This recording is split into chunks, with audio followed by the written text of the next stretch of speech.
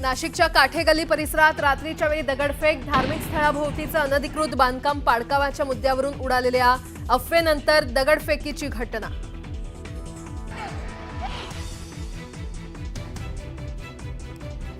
पूर्व विदर्भातील अनेक जिल्ह्यात बनावट कागदपत्रांच्या आधारे बोगस शिक्षक भरतीची व्याप्ती।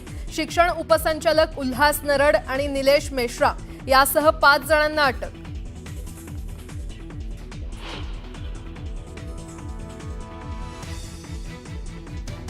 उपमुख्यमंत्री एकनाथ शिंदेंनी घेतलेल्या राज ठाकरेंच्या भेटीनं चर्चेला उधाण। राजकीय नाही तर मुंबईतल्या विकास कामांवर चर्चा झाल्याचं शिंदेंचं स्पष्टीकरण।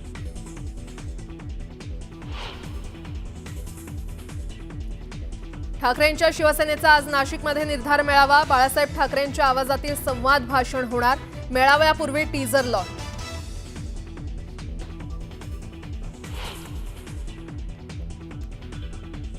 मुख्यमंत्री आणि उपमुख्यमंत्री आज अमरावती दौऱ्यावर। अमरावती विमानतळाचं करणार लोकार्पण।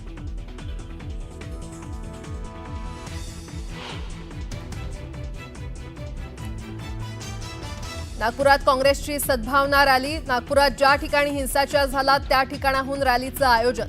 वडेट्टीवारांसह स्थानिक नेते राहणार उपस्थित।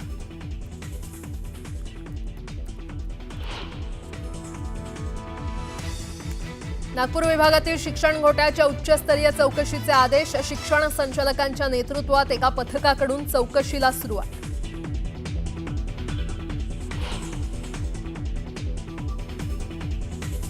हवामान खात्यानं दिली मान्सूनची खुशखबर। यंदा सरासरीच्या 105% पडणार पाऊस, तर राज्यातही सरासरीपेक्षा जास्त पाऊस पडणार।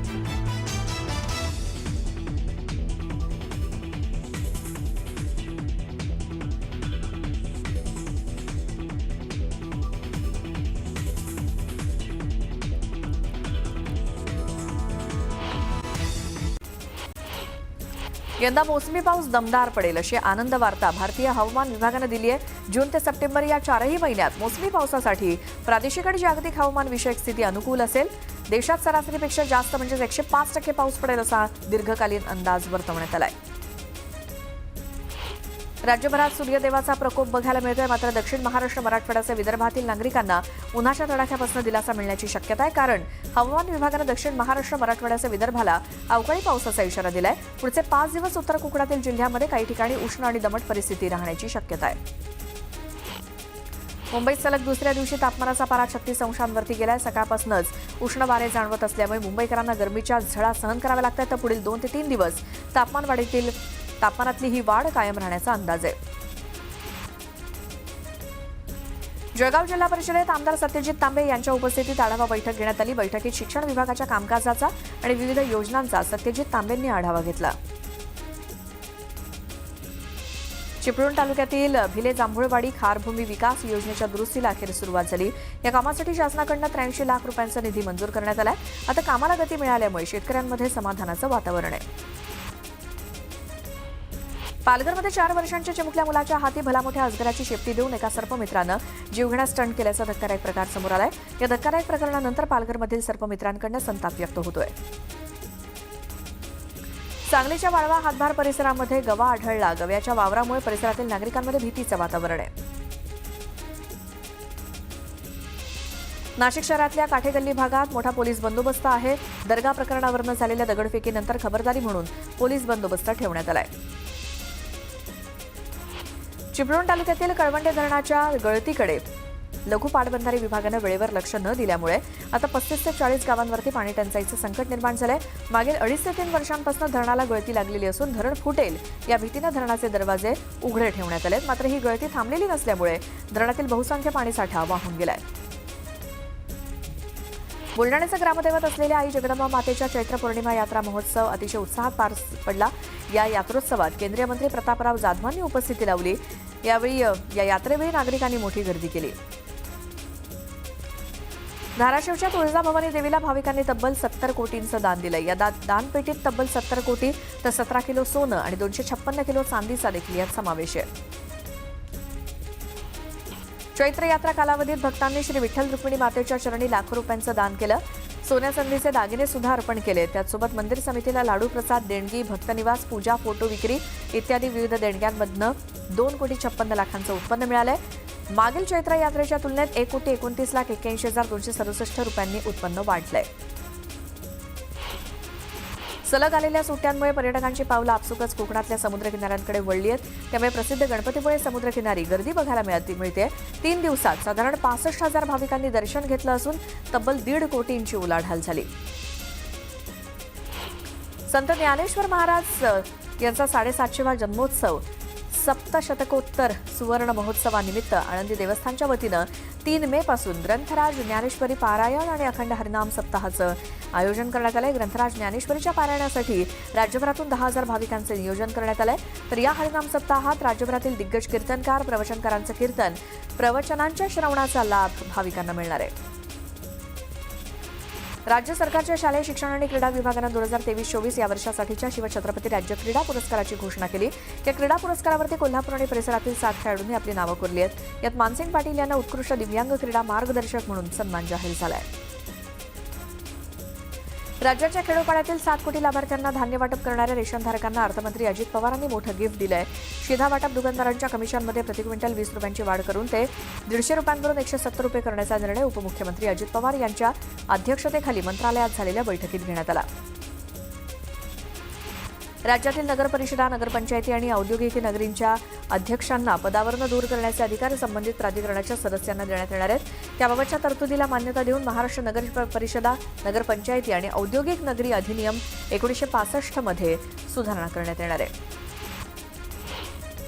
आर्थिक वर्ष 2024-25च्या तिसऱ्या तिमाहीत भारतीयांनी कमी कर्ज घेतल्याची माहिती समोर आली आहे. क्रेडिट इन्फॉर्मेशन कंपनी क्रिफ हाय मार्कनं सुद्धा ही माहिती दिली. तर गृहकर्जात केवळ 0.1% किंचित वाढ झाली आहे. पोलिसांच्या कुटुंबियांचं राहणीमान उंचावं यासाठी गृह आणि गृहनिर्माण हे 2 विभाग एकत्र येण्याचे संकेत गृहराज्यमंत्री योगेश कदम यांनी दिलेत. गृहविभागाचे वापराविना पडून असलेले भूखंड गृहविभागामार्फत किंवा म्हाडा, सिडकोमार्फत विकसित करता येतील का, यावरती विचार सुरू असल्याचं कदम यांनी सांगितलं. राज्य सरकारनं ऊस उत्पादक शेतकऱ्यांना टप्प्याटप्प्यानं एफआरपी देण्याचा केलेला कायदा रद्द करून एक रकमी एफआरपी देण्याचा निर्णय घेतलाय. उच्च न्यायालयानं आदेश दिल्यानंतर राज्य सरकारनं एक रकमी एफआरपी देण्यास मान्यता दिली. दरम्यान साखर सम्राटांच्या इशाऱ्यावरती राज्य सरकार सर्वोच्च न्यायालयात जाण्याच्या तयारीत असल्याचं स्वाभिमानी शेतकरी संघटनेचे संस्थापक राजू शेट्टी यांनी म्हटलं. महाराष्ट्र शासन आणि IBM टेक्नॉलॉजी यांच्यात प्रशासनात आमूलाग्र सुधारणा घडवून आणण्यासाठी महत्त्वपूर्ण सामंजस्य करार झाला. या कराराअंतर्गत राज्यात 3 AI कौशल्य आणि उत्कृष्टता केंद्र उभारली जाणार आहेत. कोकणातील हापूस आंब्याचा हंगाम बहरलाय. मार्केट यार्डातील फळ बाजारात हापूसची आवक वाढली आहे.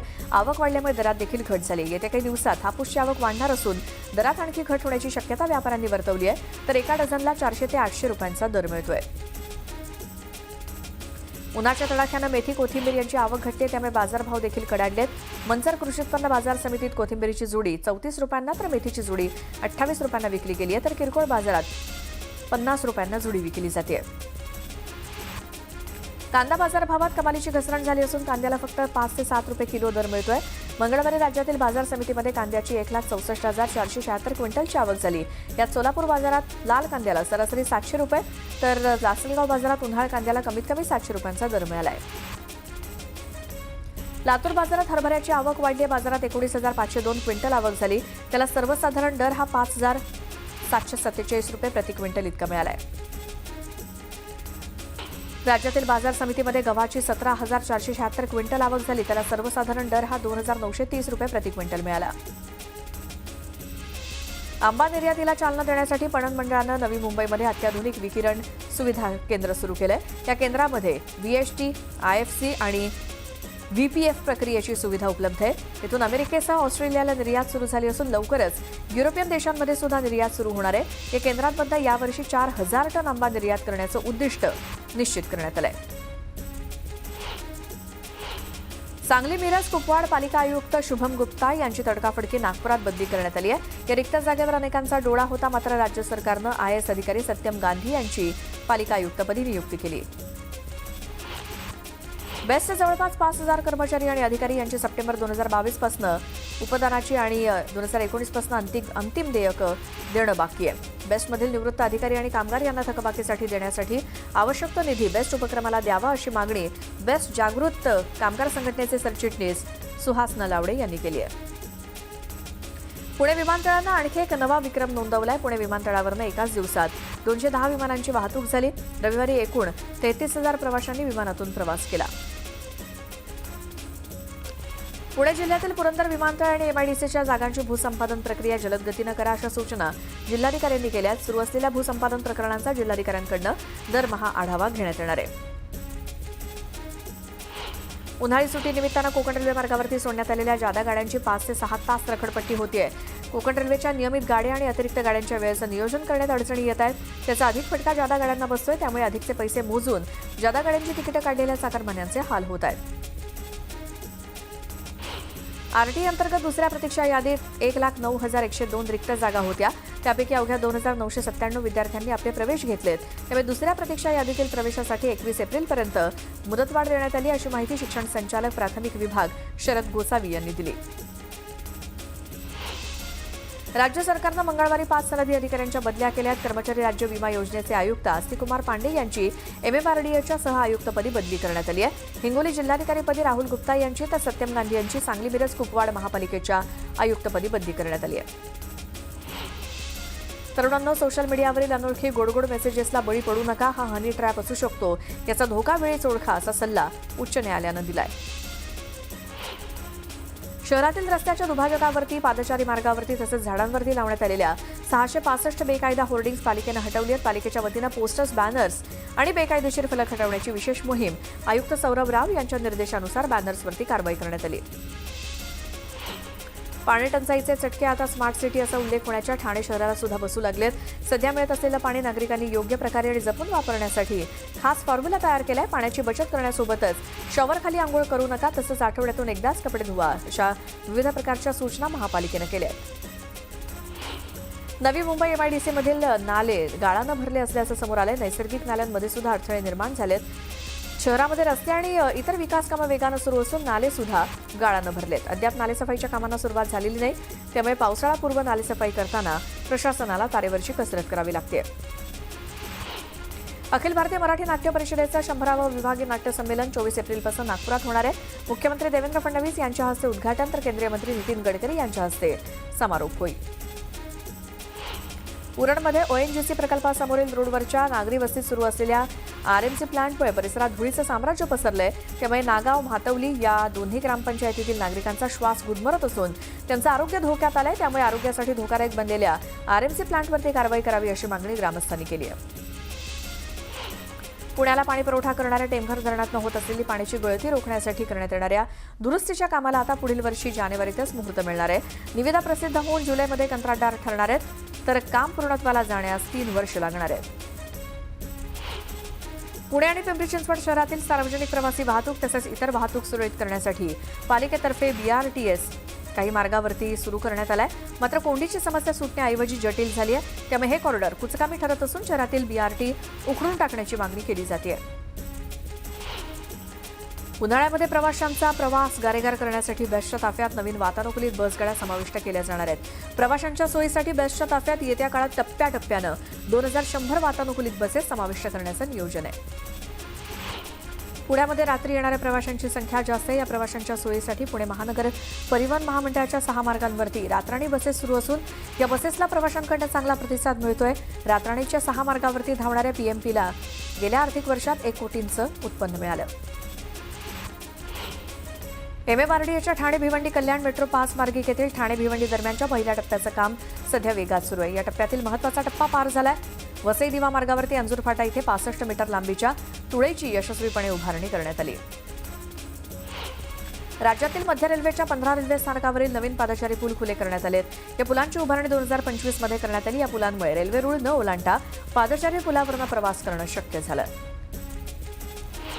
राज्य सरकारच्या मोफत गणवेश योजनेअंतर्गत राज्यातील पात्र विद्यार्थ्यांना नव्या शैक्षणिक वर्षाच्या पहिल्याच दिवशी गणवेशाचं वाटप नियोजन करण्यात आलंय. त्यासाठी 248 कोटी रुपयांहून अधिक रक्कम मंजूर करण्यात आली असून मोफत गणवेश योजनेची अंमलबजावणी ही पूर्वीप्रमाणे शाळा व्यवस्थापन समितीद्वारे केली जाणार आहे.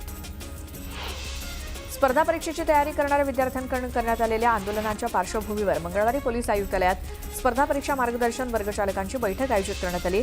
महापालिका प्रशासनाची परवानगी तसंच अन्य कायदेशीर बाबींची पूर्तता न करता स्पर्धा परीक्षेचे बेकायदा वर्ग चालवणाऱ्यांविरोधात पोलीस आयुक्त अमितेश कुमार यांनी कारवाईचा इशारा दिलाय. भारतातील पोलीस दलात महासंचालक आणि पोलीस अधीक्षक यासारख्या वरिष्ठ पदांवरती 1000पेक्षा कमी महिला आहेत. पोलीस दलातील 90% महिला कॉन्स्टेबल पदावरती काम करतायत. सूक्ष्म आणि लघु उद्योगांना चालना देण्यासाठी महाराष्ट्र राज्य औद्योगिक विकास महामंडळाच्या म्हणजेच MIDCच्या औद्योगिक भूखंडावर पिंपरी चिंचवड महापालिकेनं बांधलेले गाळे अद्याप धुळखात पडू नयेत.